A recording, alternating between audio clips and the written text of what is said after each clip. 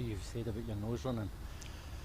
Welcome to Peter and Roughie's football show, sponsored by Arnold Clark. We are live on our Facebook, YouTube and Twitter channel ahead of the big game, Celtic against Rangers. We're here on the grassy slopes of the Sir Chris Hoy Velodrome, looking over Celtic Park.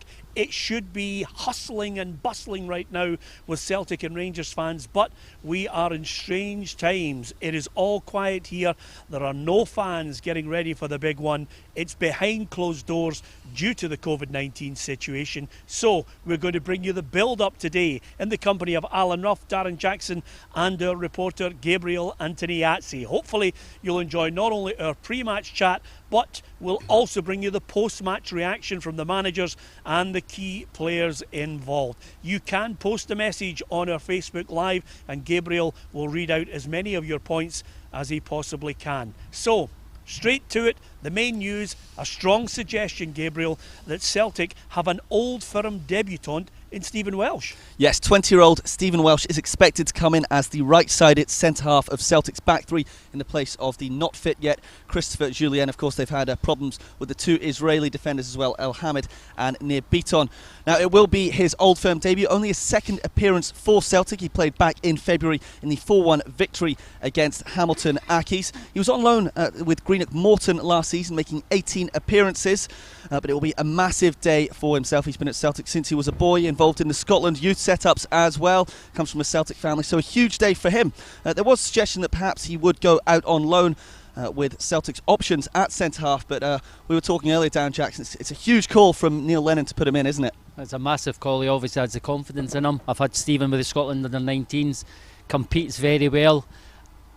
He has a right-sided centre-half, no doubt about it, but I would just worry about Frimpong. I think Kent, that's their danger, and Frimpong's strengths aren't defensively, and with Steven's inexperience, I'm just wondering if they'll maybe swap it round, but that's where he plays. But it must be a wonderful day for him and his family to make your old firm debut. He'll be disappointing there's no crowd there, but what an achievement and getting there, and hopefully he does well. And Roughie, if he does start, what kind of thoughts are running through his head as he's about to go and play at Celtic Park against Rangers? Yeah, well, I'm sure Neil Lennon knows the boy. I'm sure he'd been aware of how he was going to be playing. He'd given him enough time to deal with the situation. Young boys do mature a lot more, but as Darren said, this is a massive game for him. You know, he has to get his head in the right place. But it's not the first time a young Celtic boy has been thrown in to a big game like this. Down through the years, have been thrown in, and most of them handle themselves quite well. Yeah, so that's the big talking point. We await the teams. Gabriel will bring us the starting 11 for Celtic and Rangers.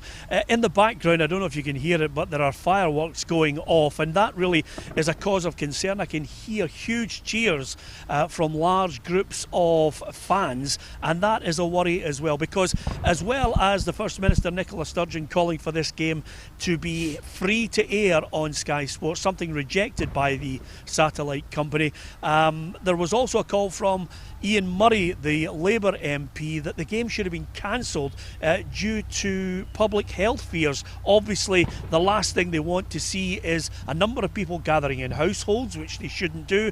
And the last thing, which I think we can hear in the background, Roughie, is large gatherings of supporters around this stadium, especially when everybody has been advised not to come near the stadium. Yeah, it's a worrying point, Peter. I think everybody's been advised to stay away. You know, obviously we can hear that people are not taking heed of that notice, which is really disappointing. You've also got to think about the whole of Scottish football, not just this game. And if anything goes pear-shaped here today for whatever reason, it's just going to hinder everybody. Yep, we will bring you the latest news on that and the updates, but as you can hear, loud bangs in the background from fireworks, and I can hear large gatherings of crowd, but we don't know whether it's Celtic or Rangers fans on this, but there's a huge police presence here anyway around the stadium to try and keep that ring of security. Of course, to matters on the field as well, Ryan Christie was hoping to play off the back of Kieran Tierney being allowed to play for Arsenal, but it doesn't look as if that's going to happen, Gabriel. No, we don't expect him to. Speaking to Neil Lennon yesterday, he was explaining that Celtic will obviously be angered and almost perplexed as to why Kieran Tierney will be available for Arsenal's game against Manchester City this evening, but Christie won't. I understand that they've been in contact with NHS Lothian, the government and the health boards as well, but they don't think they're going to get it through. Christie not going to be available, but Lennon says he has planned to play without him, so I would expect him to go with Olivier Cham in midfield down with Brown and McGregor. I think there's no doubt that Cham will play. I think that's the three in midfield. It is disappointing. Listen, it's the rules. Whether it's right or whether it's wrong, everyone have to adhere by it, and that's just the way it goes. Ryan will be disappointed because I think he's been tested 3 times and he's negative, so he'll be frustrated. Celtic, but as I say, and Cham's not a bad replacement. Yeah, he was very keen on Ncham. We know that Lennon does like Ncham, and he does often turn up in the big games, of course, scoring that goal, the winner away against Lazio, and he also scored the winner back in 2018, August, the 1-0 victory here at Parkhead. It was Cham that scored the crucial goal to get Celtic the 3 points. And of course, we will go into the Rangers camp as well and hear from Steven Gerrard shortly. But first, the home side, the champions, they've won 11 trophies. They're hoping to try and make it 12 with the Scottish Cup still to come before the end of the season. But in this new season, it's all about trying to get the title and 10 in a row. Our reporter Gabriel Antoniazzi has a look at the Celtic camp. Celtic come into the game on the back of an 8-game winning run, having kept a clean sheet in 6 of them. The Hoops have won 11 domestic trophies in a row, but are missing several players and did lose this game last time out, 2-1 in 2019. Manager Neil Lennon wants to see the record set straight. Obviously we're playing a team who are a point above us, so it's important we try and keep that winning run going. We play well, we play strong. You know, it's no quarter given in these games, and you know, we've not been overly pleased with the way we played in the last game at Celtic Park, so we want to put that right. The 3-5-2 formation is back in full flow, with Albion Ajeti and Moyo Yunusi a possible partnership up top. Norwegian winger has scored 2 in his last 4 games and welcomes the chance to play up front. I like to come in between the lines, you know, but I think obviously as a striker you're even closer to goal. I like to be in front of the box, you know, and get a finish off. So I enjoyed it so far, and hopefully, you know, play tomorrow and get some minutes tomorrow as well, and hopefully create chances. This game could be pivotal in their quest for the 10th title in a row, and a victory would give them a 2-point advantage with a game in hand.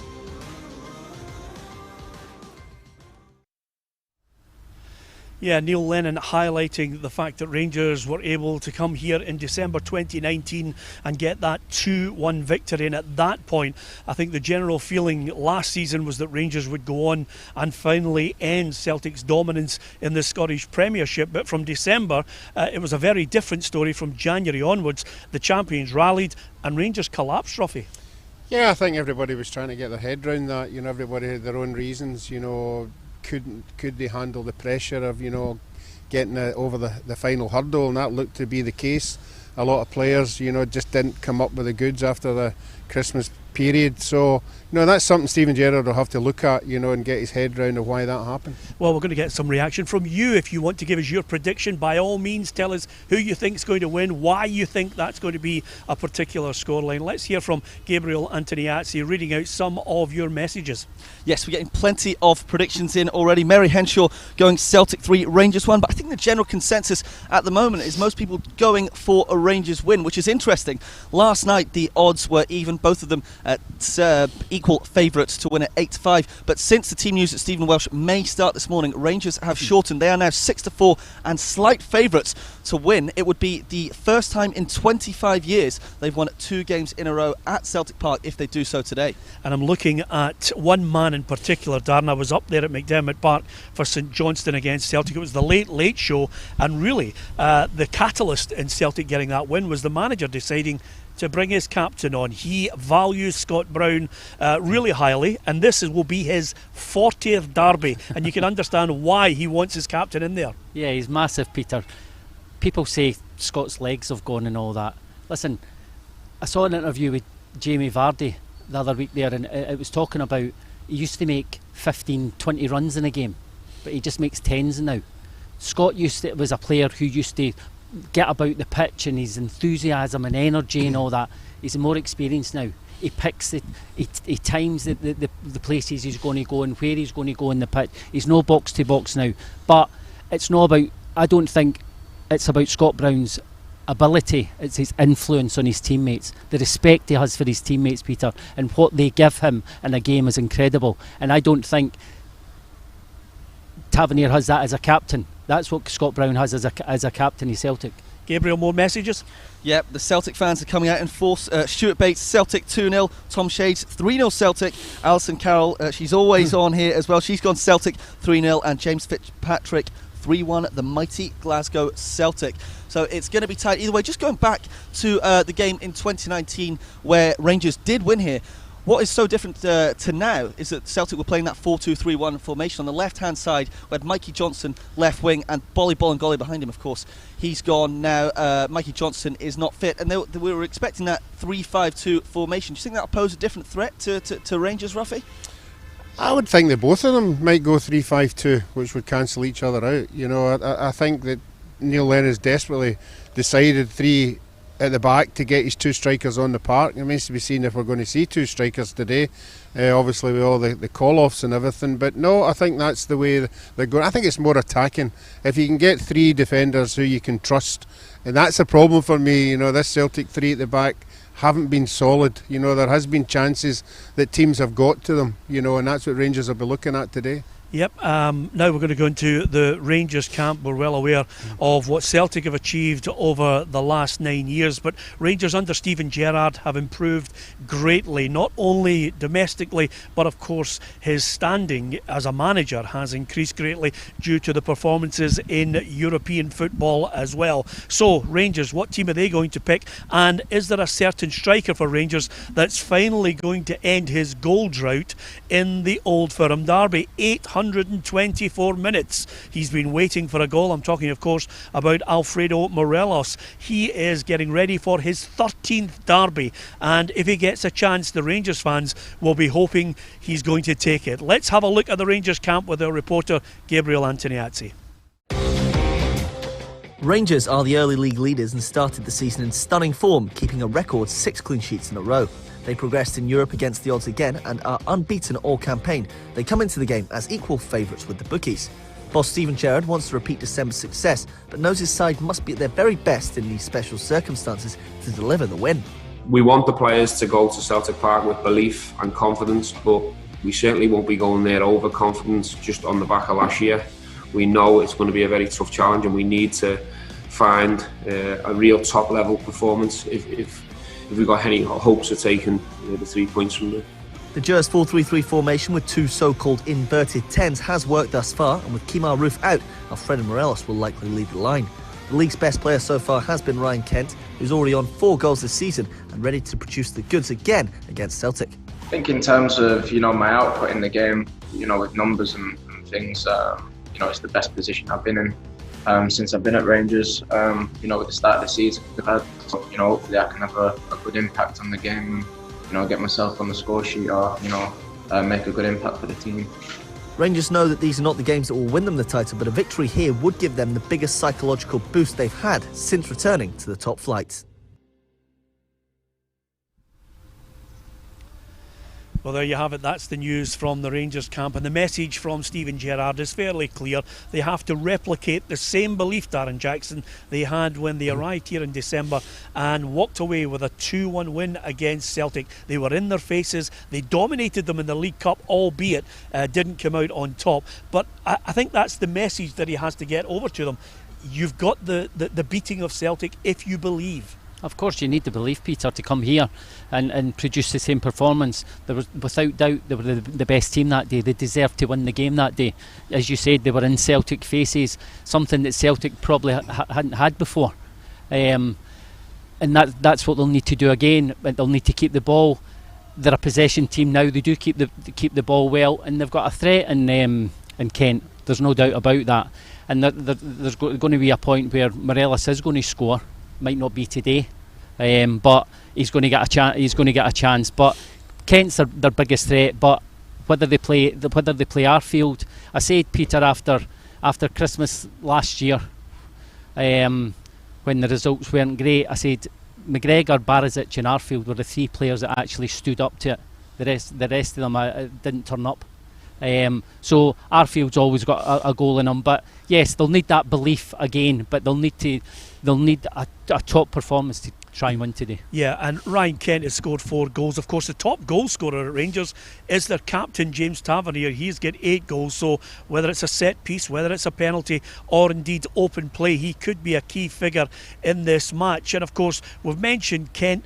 Morelos is one of those guys who sooner or later will have to take that opportunity. I was reading an article from Hugh McDonald, our very own Hugh McDonald, in the Daily Mail with Walter Smith today at Roughie, and quite simply Walter was talking with Graham Souness and he was asking about whether it was all to do with ability or attitude, and Sir Alex Ferguson and Walter Smith mentioned and echoed the sentiment that everybody will want to know.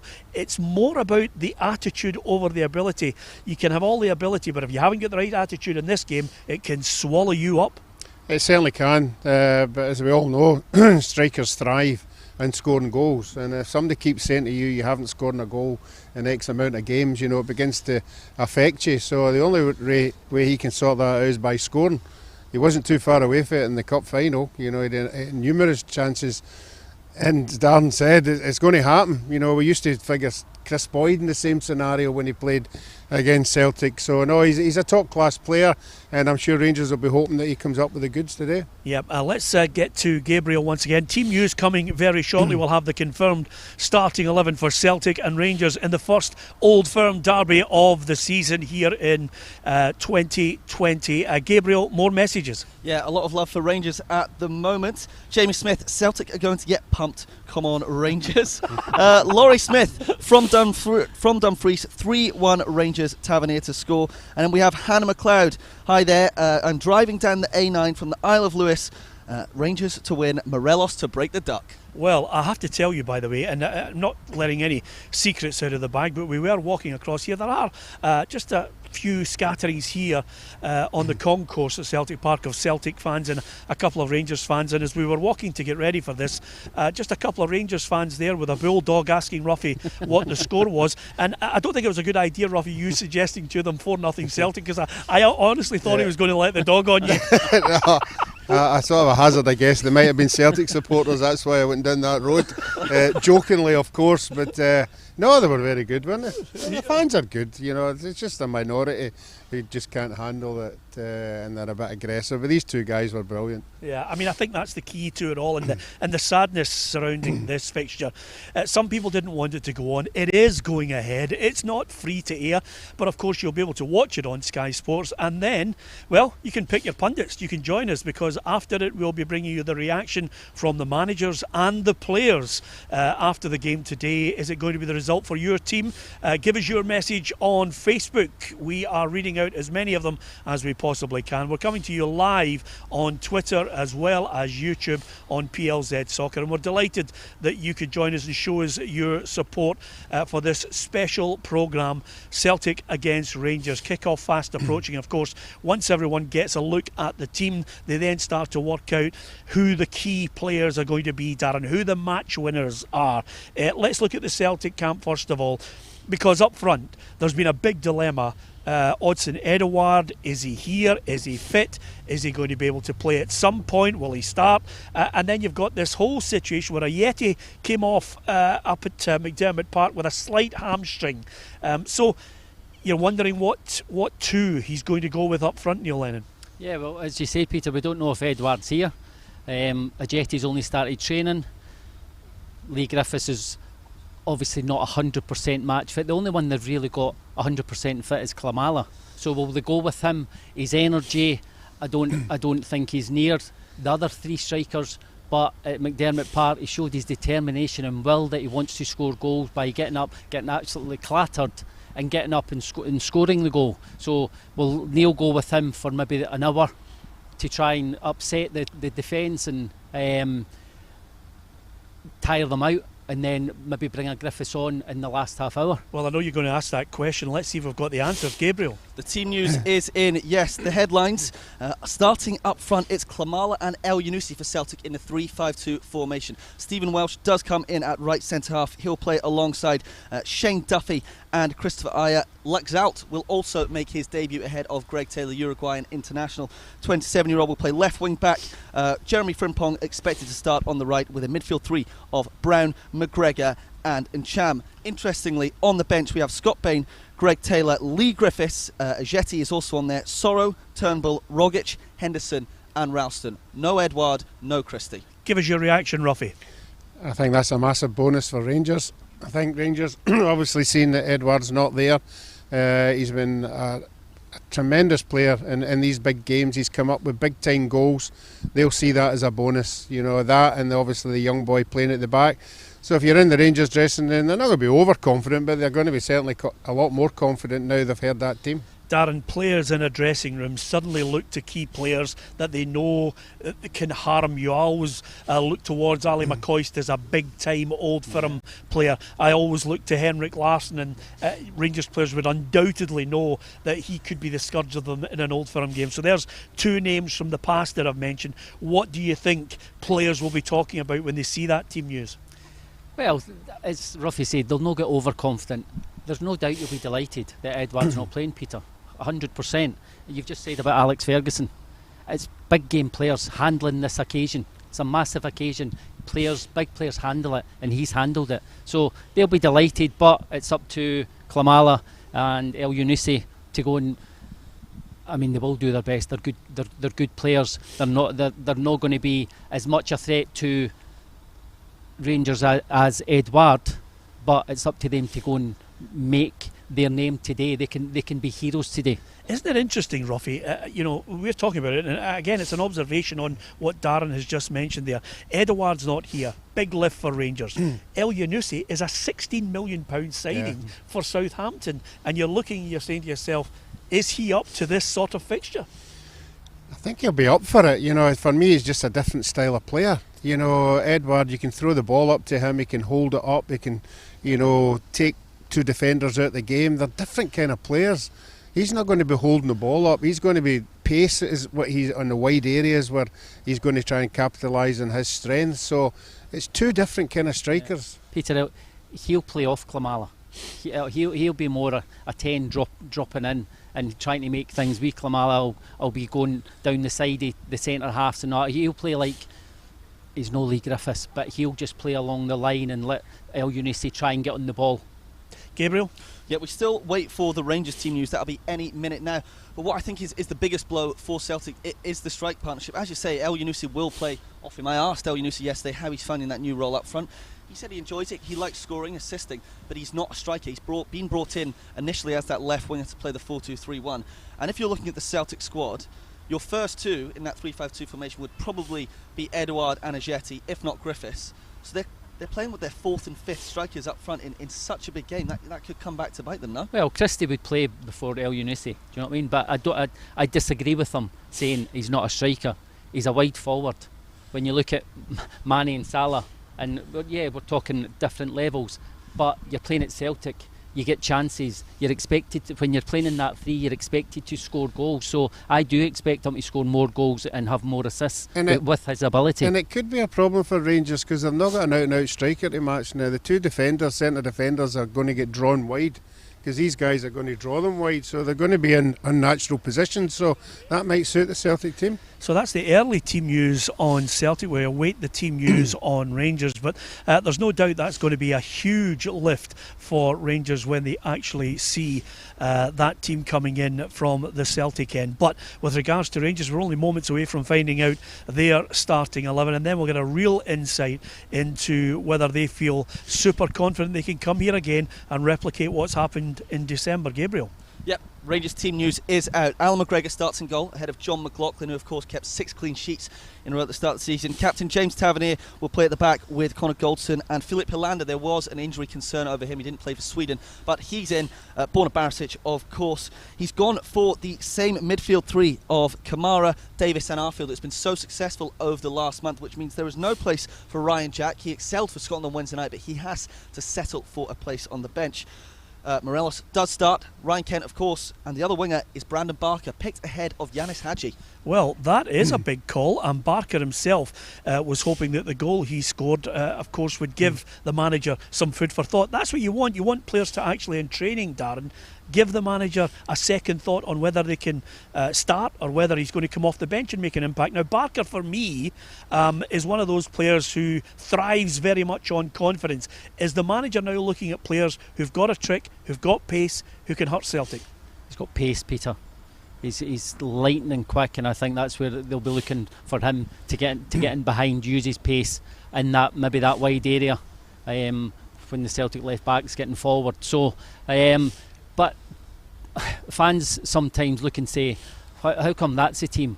But a Monday to Friday, a manager will watch training, Peter, and a player is just on it. And the people think, well, how's he playing? How's Hadji not playing?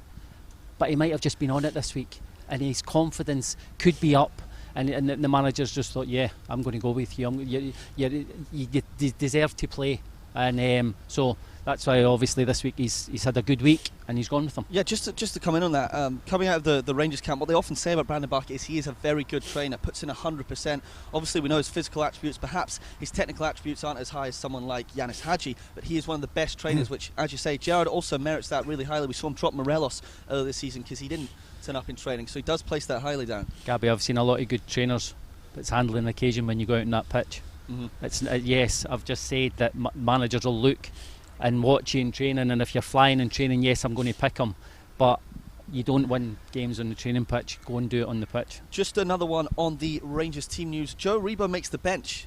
Now, he's been unavailable for 6 or 7 weeks, I believe, and I spoke to Gerrard yesterday. He said that it would come too soon for him, but you know, perhaps that's an ace in the pack off the bench. It is quite a strong bench with Ryan Jack, Jordan Jones, Yanis Hadji, Aribo, Itten and Defoe, so maybe we'll see minutes for Aribo. Well, I just want to pick up on what Gabriel said there, Roughie, because time and time again over the last, 5, 6, 7, 8, 9 years, I've looked at the Rangers bench in key games and I've always thought it was weak. They didn't have players who could come on and be impact players in the game. But I look at the Rangers bench now, in fact, that whole team news over the last 10 minutes. Now, Roughie, I'm actually thinking I might even change my mind on the prediction. I mean, we've all given a prediction. We're going to have to stick by it because I'd be the first one to slaughter you if you changed your mind. But I think it's advantage Rangers, Roughie. No, I think if we look down the years, the strength that Celtic have had has been on the bench. You know, big time players of equal quality coming on the park and turning the game. Rangers now have that. You have to give the Rangers manager all the credit for the players, the quality of players he's brought in, and he'll be saying that as well. You know, there's nothing better as a manager if things aren't going particularly well, and you take a look round at your bench and you see what's sitting there, and you've got quality to put on.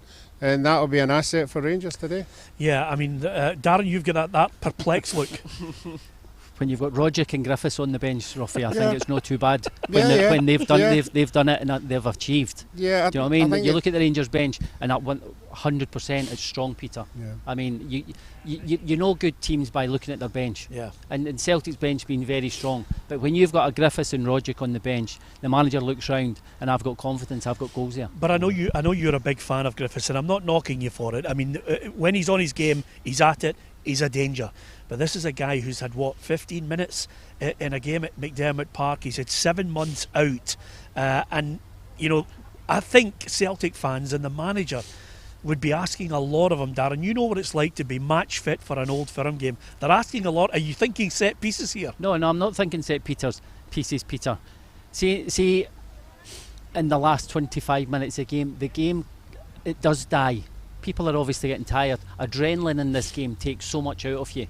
You bring a Griffiths on in the last 25 minutes, that gives you a boost. See even the players, like, there's no fans here. The fans will get a boost, but the players will get a boost. We have a chance of a goal here. That's why I'm not making things up. That's what he does. Yeah. He scores goals, and in the last part of the game, where he's maybe coming on, he'd never last the game, but he's maybe coming on the last. He's sharp.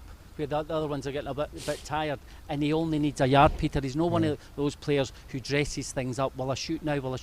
He just needs a yard. Yeah. No, I was going to say I think benches will have a big part to play, because although they've got guys on the park, a lot of these guys have been away playing international football. They've all been playing 3 games in the last 8 or 9 days. So I mean, it might be the case that I don't know how many substitutes you're allowed today, but I think you can see a full quota going on the park. Yeah, I think it will make a big difference. It's 5 substitutes, and that will come into play. I think what quite often goes under the radar with the Old Firm games since Steven Gerrard has come in is how tight they are.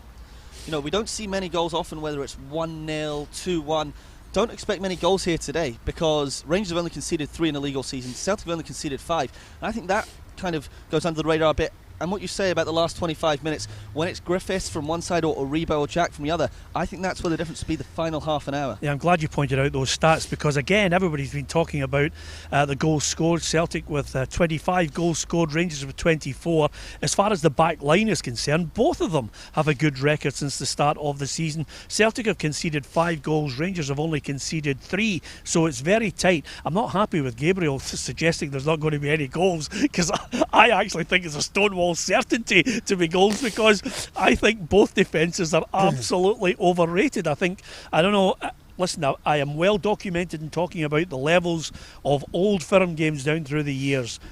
None of these players, none of them would get in an Old Firm team from 2000, Darren? Not one player out there, I think, would get in the Rangers and Celtic team from 2000 in an Old Firm derby.